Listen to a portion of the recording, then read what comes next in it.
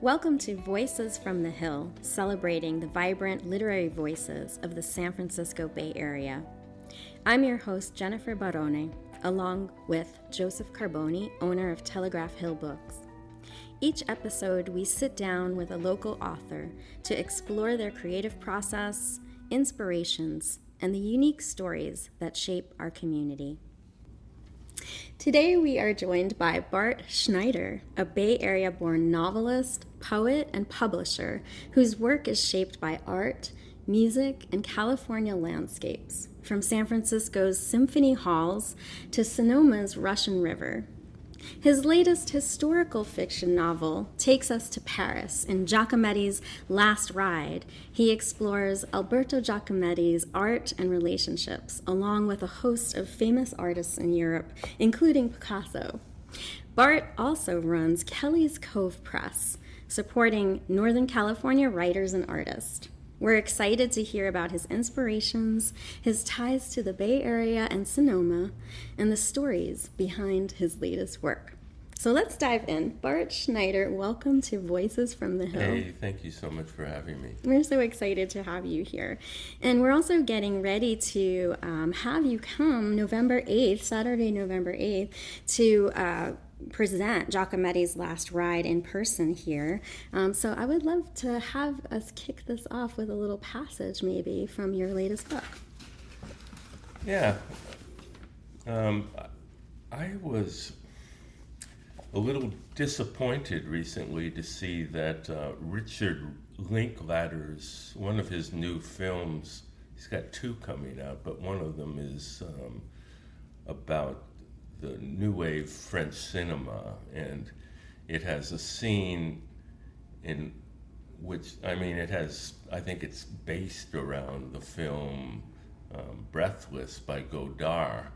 And I had a scene in this book in which Giacometti takes his model, his love, Caroline, to see it. And, you know, in years of editing this damn book, I pulled that scene out, and now he's going to make Godard famous all over again, and I wish I had that scene in there. But I do have a scene that takes place in a jazz club in Paris, Le Caveau Huchette, that features the pianist who wrote the score for Breathless, whose name is Marshall Solal.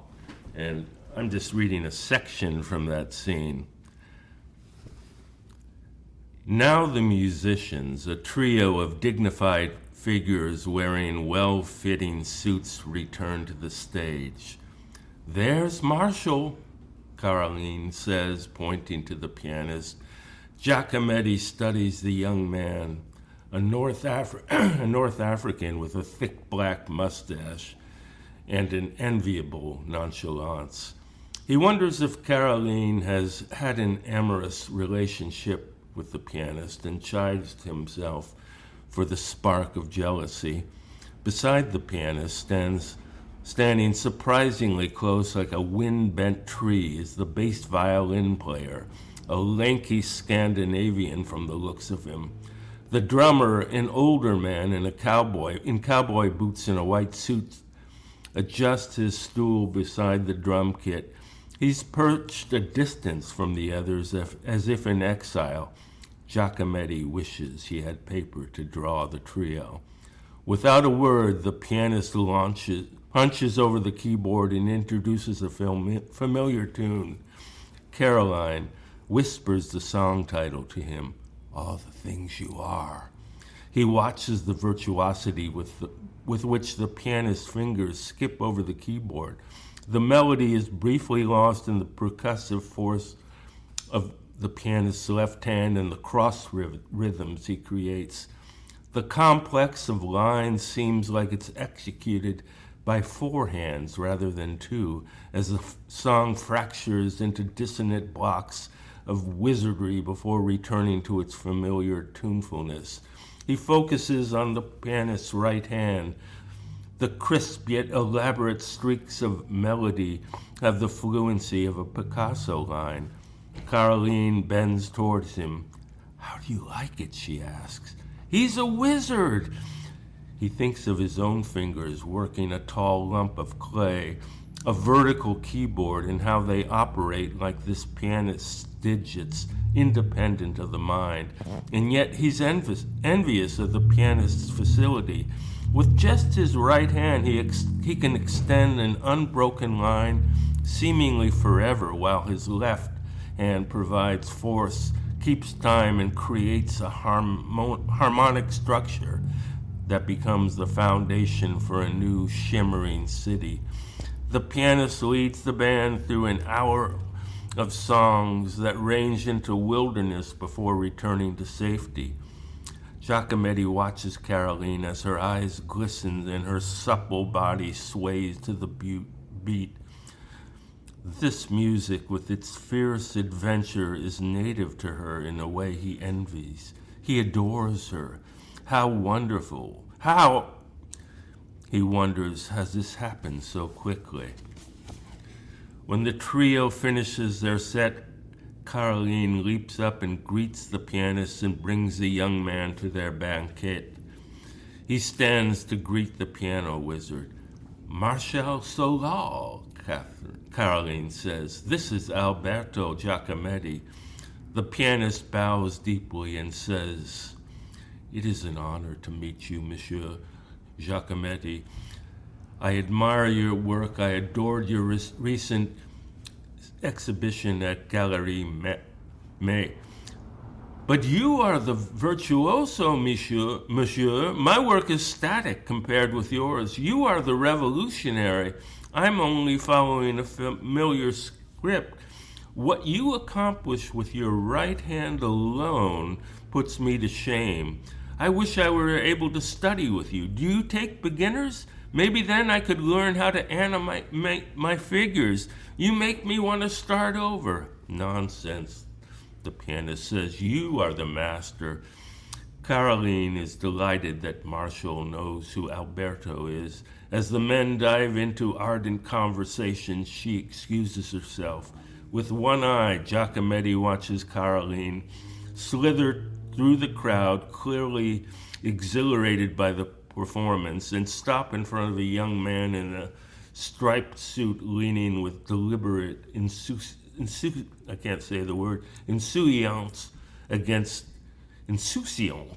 against the brick wall. The two are familiars. Giacometti notices Caroline's exchange with the dandy grow agitated as the pianist responds to a query about the corollary between a painter's erasures and a musician's improvisations.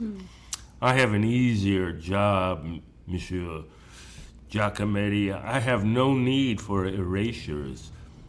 With jazz, there are no wrong notes." He follows Giacometti's eyes across the room and observes that in order to play, he relies solely on his hands and his ears. "My eyes are unnecessary.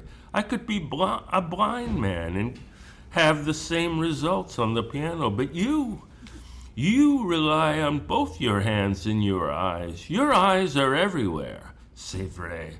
Your eyes, Monsieur Giacometti, are as hungry as open mouths."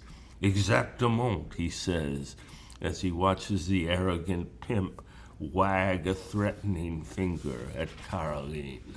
Oh, I love the line, "Your eyes are as hungry as open mouth." I noticed a thread of like a subject matter coming through a lot of your work, including that passage, which is about music, but also mastery.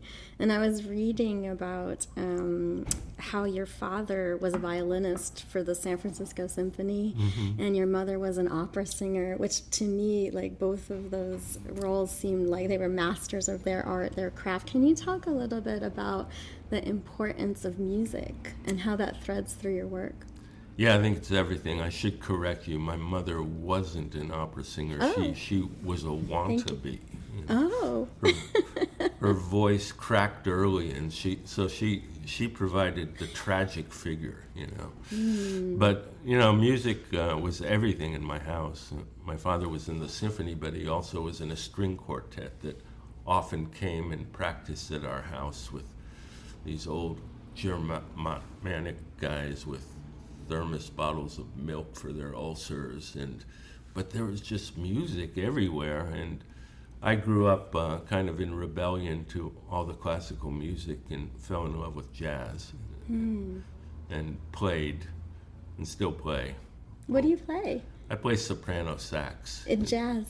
Yeah, pretty amateur, but it's a blast still. That's so wonderful. And you know, and I think my first novel is called Blue Bossa, and it's a rip on, or I should say a riff on the jazz trumpeter Chet Baker, and I give him a new name and some different conditions. And yeah, I really like writing about music. It's sometimes difficult to do, but I think the rhythm comes across in the writing. Yeah, I was going to say that you first started out as a poet, and poetry has such a rhythmic quality, a musical quality, whether it rhymes or not, you know, there's a rhythm to it, almost musical. Does that come through? I was noticing, or I was feeling that when you were almost reading your dialogue, there's this musical quality even to your dialogue. How do you perceive that when you're working? I think, you know, even though I don't really write out loud, I hear it out loud somehow, or I hear the language, and I started out as a poet, but then I wrote plays for about 10 years and had some produced in the Bay Area and Minnesota. But I think that really helped me with writing dialogue, because when I moved from writing plays to writing fiction, the dialogue was not the problem. It was I had to make the scenes in descriptive ways. And somebody told me, a director that worked on one of my plays with me, you know, I think you want to really be writing novels because you want to think more in your plays than you can do on stage. And that, you know, every time I see that guy, that was when I was living in Minnesota, and he comes to readings I have or something, I call him out and say, there's Ben, you know, he gave me the tip I needed most. I find that poets always write the best novels because they're able to bring that musical language and also description, abstract description sometimes into the writing. But yeah, can you talk a little bit about poetry and how you got into that? Because you started there, but you also recently had a poetry book as well. Yeah, you know, I came up with that kind of, you know, when you go back and wonder what first made you want to write, I had the ignoble experience of reading in my high school creative writing magazine, you know, all these people that were older than me, and I thought, God, I can write better than that.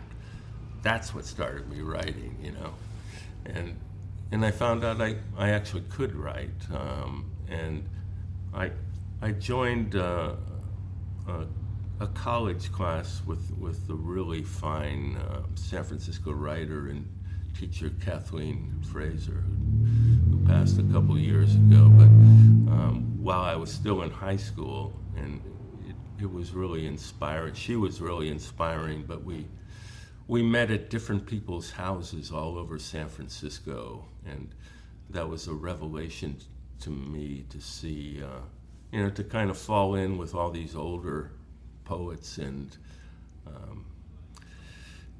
you know, be encouraged. And yeah, I think I fell in love with language, I think, as much as anything, and this sort of magic that comes from putting 2 or 3 words together and then having an idea that you wouldn't have had if you hadn't started.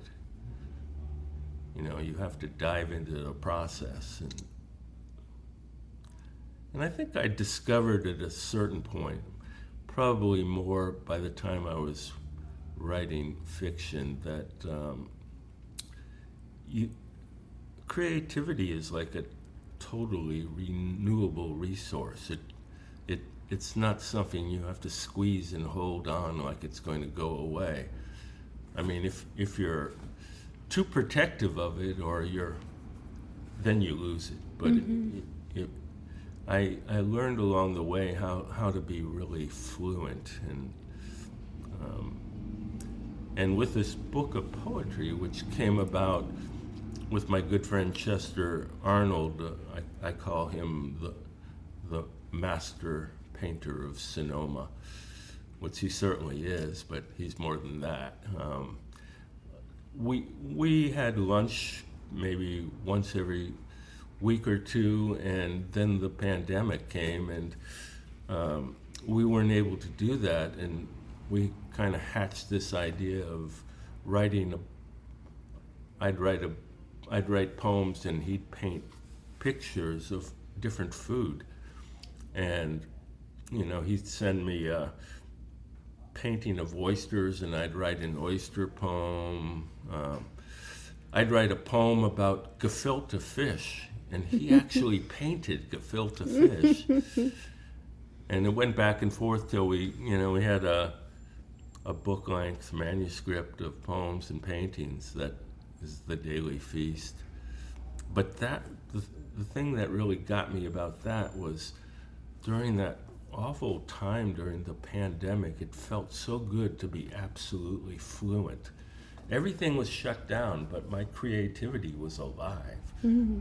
Do you think there was an aspect of the COVID era of kind of not being allowed to go anywhere, kind of being held captive inside the house that just kind of forced you into a creative space? I think so, yeah.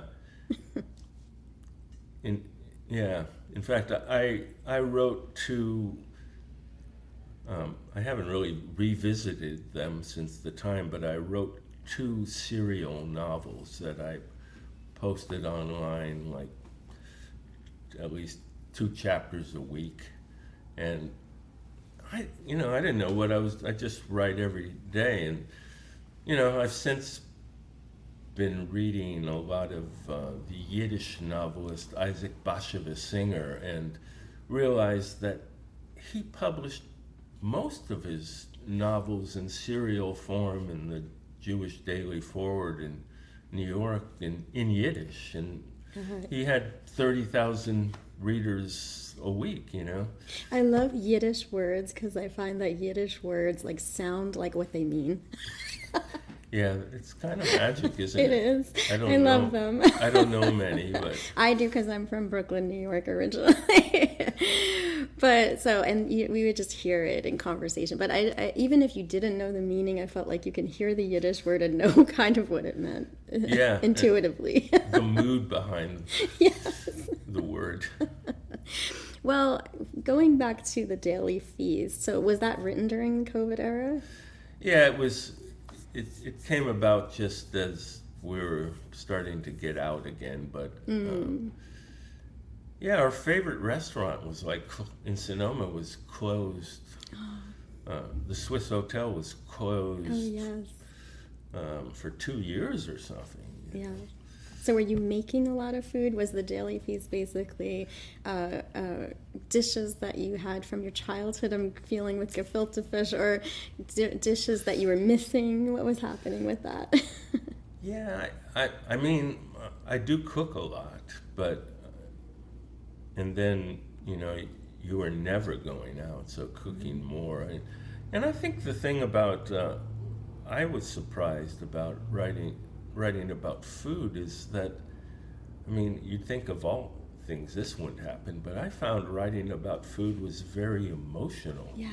It brought me back to childhood. It made me think about customs and traditions and my parents a lot, who are both gone, and I was really surprised. writing some poems that almost sound silly. Like I'm going to read one that is kind of a silly poem in a way, silly to write about such a thing, but there was even emotion in that. Yeah, let's hear it. Okay. Was gefilte fish a dish that you had like when you were young?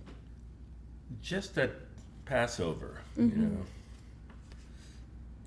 And this one is, I'm so surprised. I sent this to Chester and I thought, he's never going to paint this.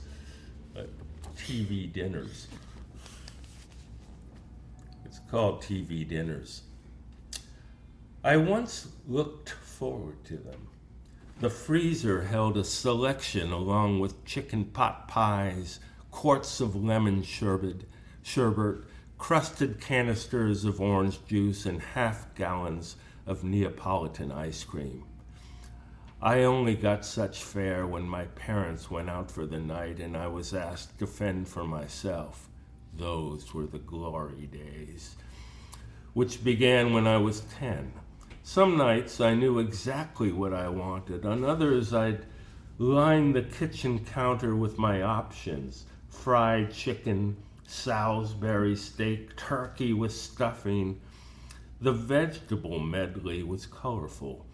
Minuscule die-cut cubes of carrots along with peas and corn kernels beside a domain of whipped potatoes flavored with faux butter. Not to forget the delightful apple crisp. I took particular pleasure in the way the frozen blob came out of the oven with each item fixed in its aluminum pocket. You never had to worry about the jus from the Salisbury steak bleeding into your apple crisp.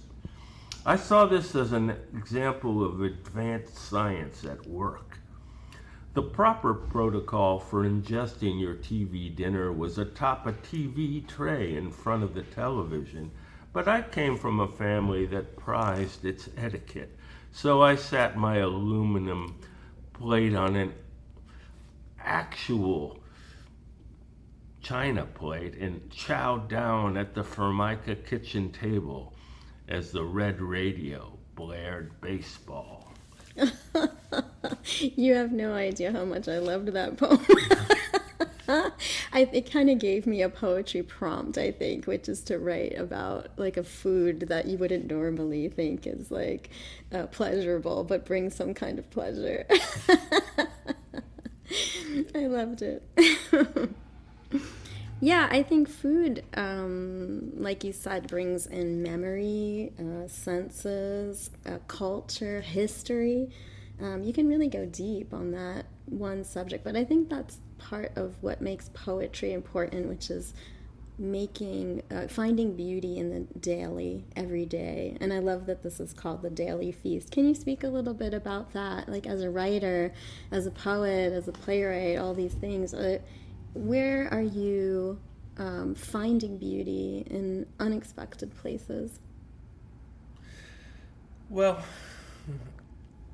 it's everywhere, isn't there? And you know, you walk down the street and you see one thing and it makes you think of another that you don't even quite know what the correlation is, but there's a reason that the other thing, you know, when you see a mannequin in a storefront and you think of something really disparate from that, then your mind kind of pulls them together and you see what the link is if you explore it long enough. And I like the kind of serendipity of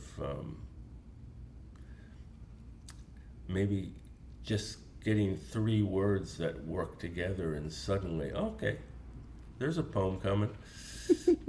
I like the juxtaposition between that too, and like you said, walking down the street and maybe picking something out that maybe somebody wouldn't even necessarily take notice of or look at, so sort of seeing something unusual. Yeah, recently I was walking through the Rose Garden in Berkeley, and I saw all these dead roses, and I just kind of determined I was going to walk through and not ignore the roses that were in full bloom, but pay more attention to the dead ones. And that was kind of exciting, and I found myself, I didn't end up with a poem that worked or anything, but I might go back to it. Yeah, no, they're never totally dead, right? Right. It's like Giacometti in his studio. He had all these busts that, he kept spraying water on the plaster to keep them from drying out, but that's worth nothing. It's then, Caroline asks, if it's worth nothing, why do you keep spraying water? Oh, you never know, it might go back to it tomorrow and find a way, But I found walking through this rose garden with all these dead roses, I felt very grateful for the gardener who had left them, instead of deadheading them right away. And because I got to see there is a kind of splendor when something has passed, which I had the kind of sad but wonderful experience of seeing my mother-in-law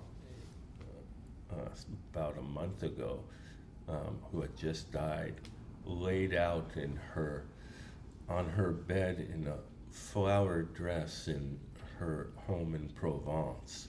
And it felt, they put no makeup on her. She looked kind of beautiful at 94 years old, laid out in her flower dress. And I felt like I was walking into the Dubliners or something. It was, I didn't know people still did that. Yeah, rituals around death and dying, at least in our country, seem a bit removed. Right. But in places like France and Europe, it's still very profound, those rituals, and important to have. Right. And embraced culturally, I find. Yeah, so this very strange experience of, not being monolingual and not able to really speak French. I was there for the high mass, the burial, and all the rituals that went around, and the enormous party. And I wrote 3 decent poems from the experience, and I didn't go there to write poems, but they come out everywhere, right? You got it. Well, as soon as they come, you got to write. Well, I wanted to ask you a little bit about moving over to France now in terms of location for your book, Giacometti's Last Ride. How did Giacometti, because you just started to talk about him, how did you decide upon Giacometti, like, as an inspiration, and decide to want to write a book about his life? Well, I was, truly attracted to his work.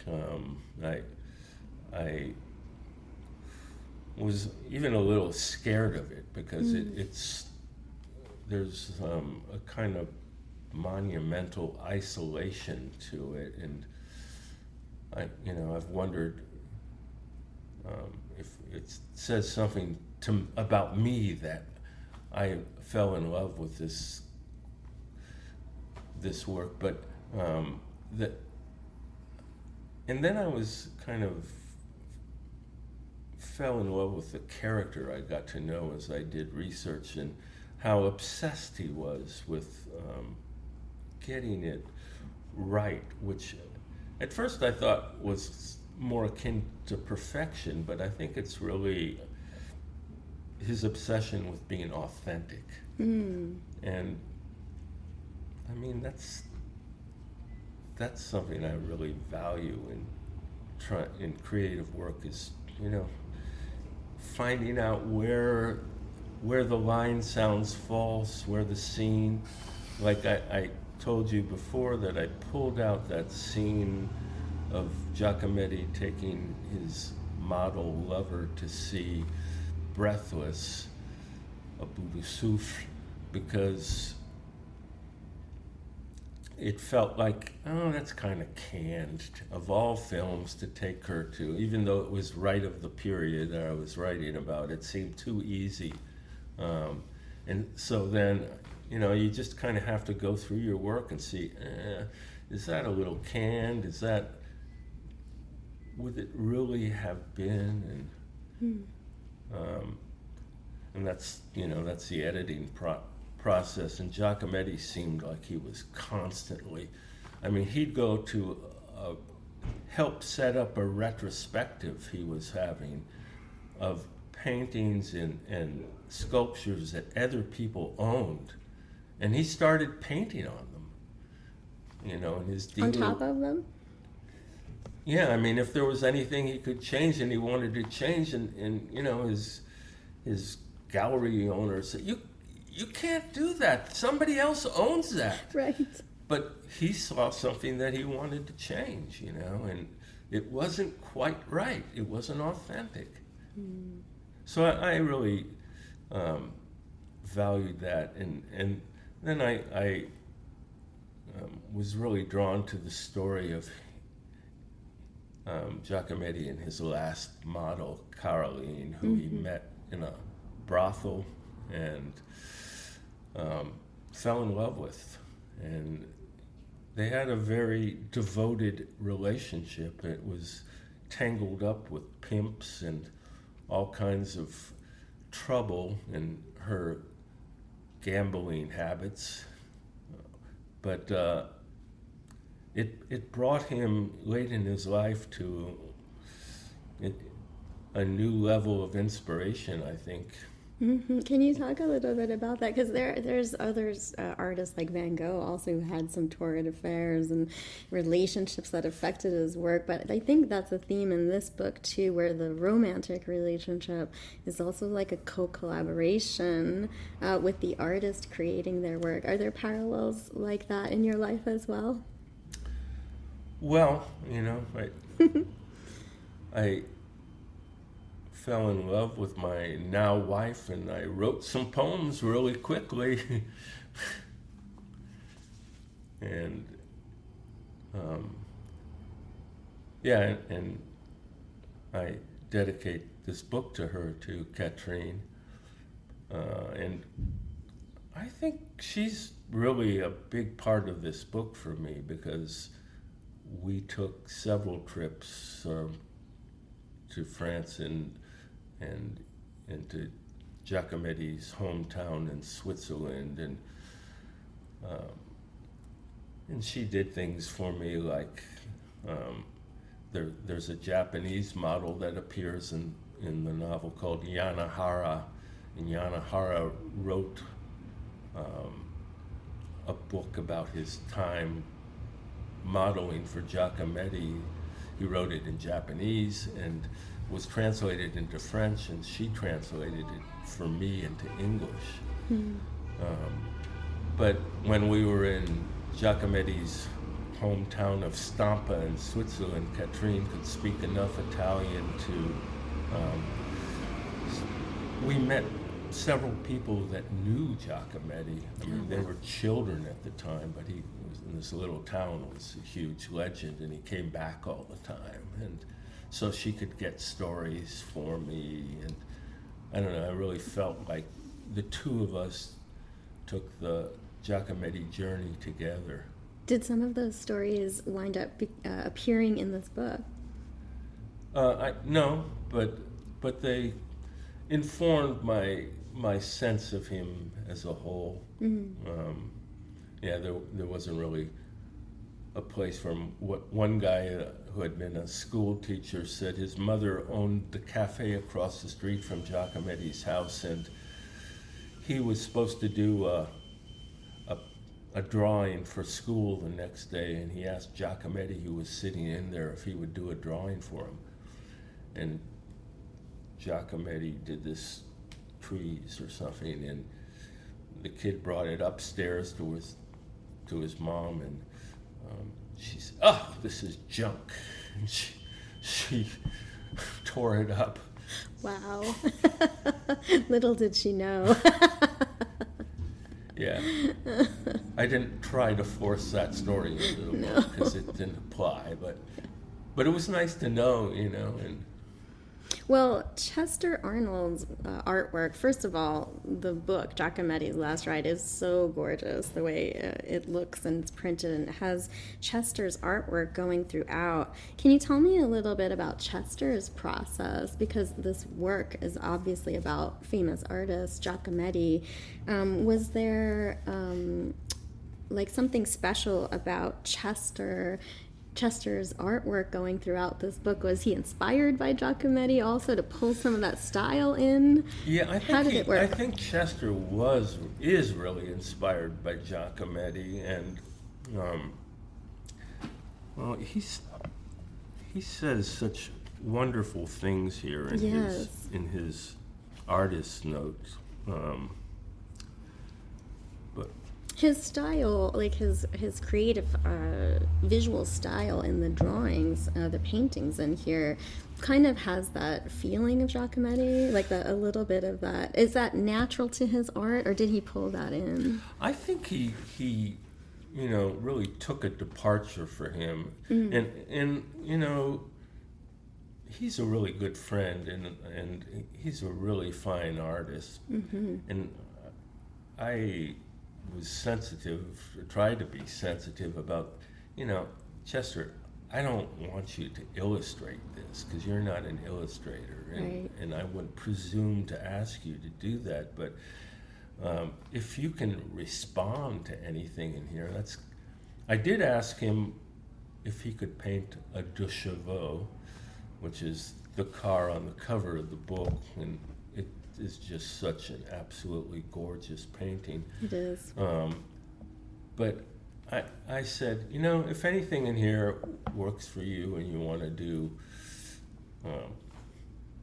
a half a dozen images, that would be great. But he ended up doing 18, and I think some of it draws on the fact that Giacometti was so well photographed by some of the great photographers of the time, like Brassai and Cartier-Bresson, that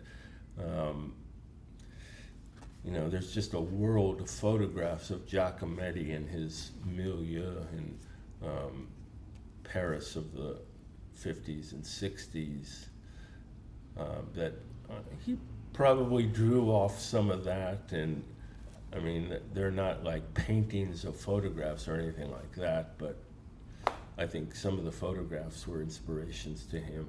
And he said that, he normally doesn't do work like that, but he, along the way, discovered a kind of improvisational style that he hadn't really used in a long time. It sounds like he got a little bit of inspiration from the photographs, but then he was able to really bring his own style to this art, to like retain that for himself as well throughout the book. It's gorgeous, this book. I guess I want to talk a little bit also about what it's like for you. I guess we'll end here because place is so important. In this book you're talking about the bohemian art world in Paris, but you also write about where you live around Sonoma County. I feel like the place that you live is also an important character in your books as well. Can you talk a little bit about what it's like to be a writer in the Bay Area? Well, it's so physically beautiful here. We're so spoiled. I mean, I opened the curtains in my bedroom in Berkeley, in our bedroom, and you look out into so many trees and the hills up above, and I mean, I feel happy just waking up, and this is my life. And I think writing about places, sometimes writing about the choices you make, that got you here. Even though I was born here, I went away, I came back here, and I haven't written as much about the place that maybe matters the most to me, which is the ocean. I grew up out by there and in the outer Richmond, but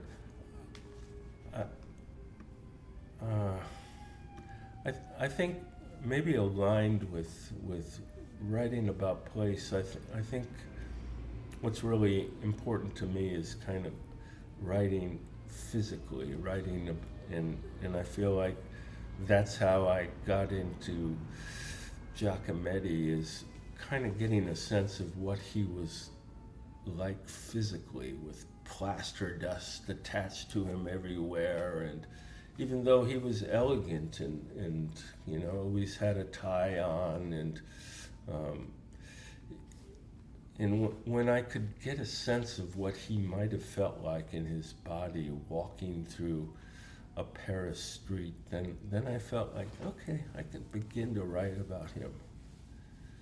And you, I'm assuming, also have done a lot of walking in Paris streets. Yeah. I worked on this novel for a long time. It had been like a 500-page thing, and I whittled it down to this right under 200 pages. And I spent, maybe 4 or 5 trips. I stayed in the same arrondissement in Montparnasse area that he lived and worked in, the 14th. And yeah, it felt really special to me, very non-touristy, and you could feel what was left of maybe a working man's neighborhood. I love Shakespeare and Company bookstore over in Paris, which is a sister store to City Lights over Right. here. Is that one of your? Did you check out that bookstore Yeah, over there? I've been there. It's a lovely place to sit if you're Yes. there when it's not too filled with tourists. Yes, I think I've heard also that they house writers every now and again. I don't know if they're doing that still, but they used to have a room upstairs where you can hang out and sleep overnight and write. Yeah, maybe Henry Miller spent a night or two there. Yes. Well, it's been such a pleasure to talk to you. Oh, And this book, Giacometti's Last Ride, is gorgeous, as is The Daily Feast, book of poetry. I thank you so much, Bart Schneider, for sharing your words. Thank you for having me. This has been fun. This has been wonderful, and sharing your journey as a writer. Come check out Bart Schneider and Olga Zilberberg presenting Giacometti's Last Ride on Saturday, November 8th at 6:30 p.m. at Telegraph Hill Books, Saturday, November 8th. For listeners who'd like to learn more about Bart Schneider and his work, you can visit kellyscovepress.com or find him on Substack, bartschneider.substack.com, and find his books at your local independent bookstores, including Telegraph Hill Books. Thank you so much, Bart. Thank you. What a pleasure.